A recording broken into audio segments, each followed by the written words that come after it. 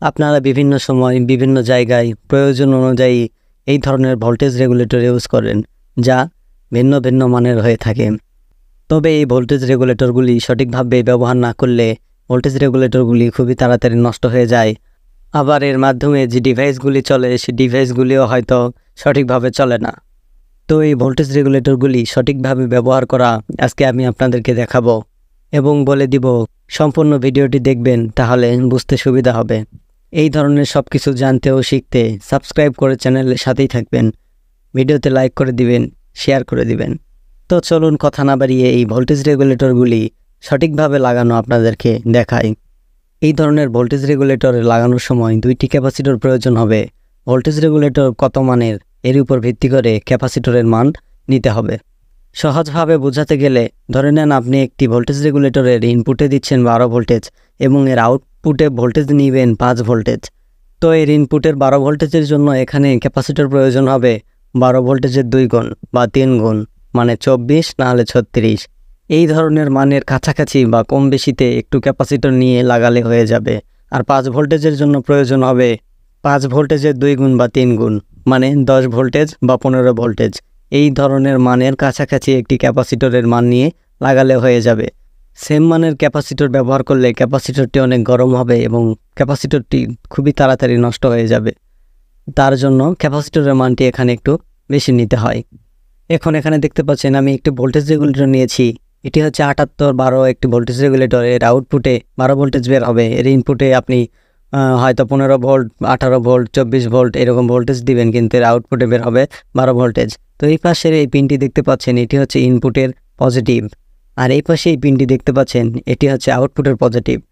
আর মাঝখানে এই পিনটি দেখতে পাচ্ছেন, এই পিনটি হচ্ছে ইনপুট এবং আউটপুটের দুইটিরই নেগেটিভ।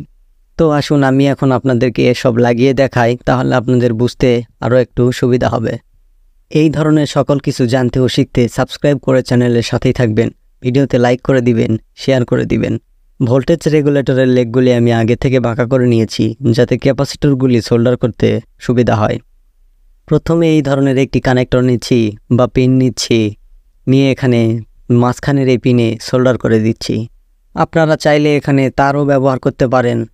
আমি এই রেগুলেটরের ইনপুটে 18 ভোল্টেজ দিব এবং আউটপুটে 12 ভোল্টেজ নিব।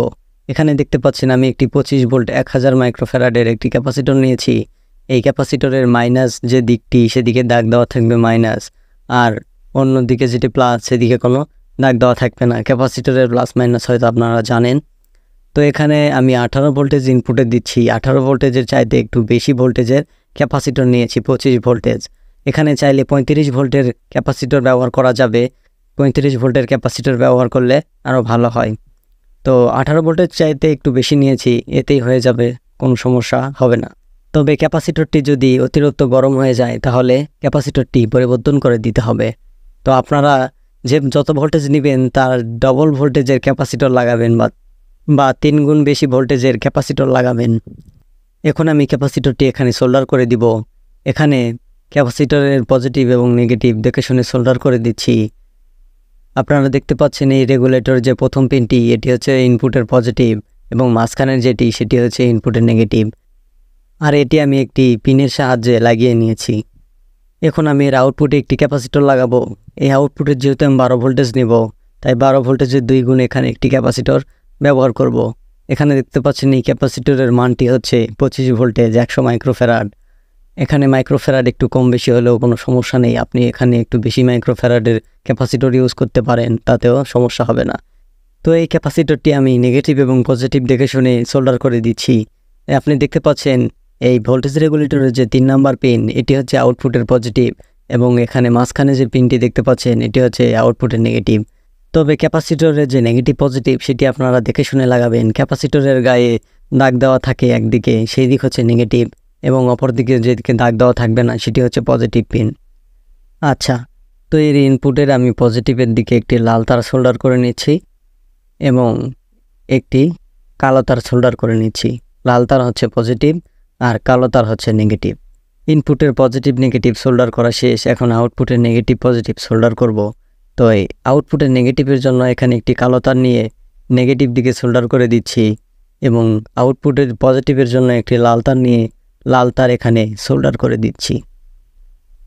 আউটপুটের এখানে নেগেটিভ পজিটিভও সোল্ডার করা শেষ। এখন আপনাদেরকে একটু কানেকশন দিয়ে দেখাই।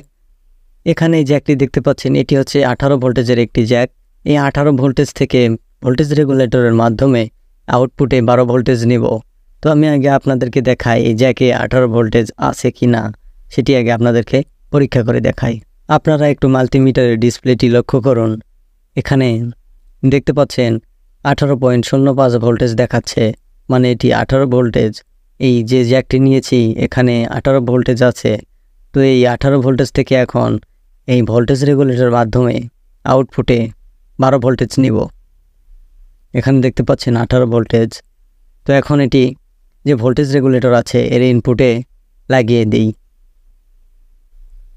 এখানে নেগেটিভের জায়গায় নেগেটিভ এবং পজিটিভের জায়গায় পজিটিভ দেখে শুনে লাগাচ্ছি, আপনারা দেখে শুনে লাগাবেন।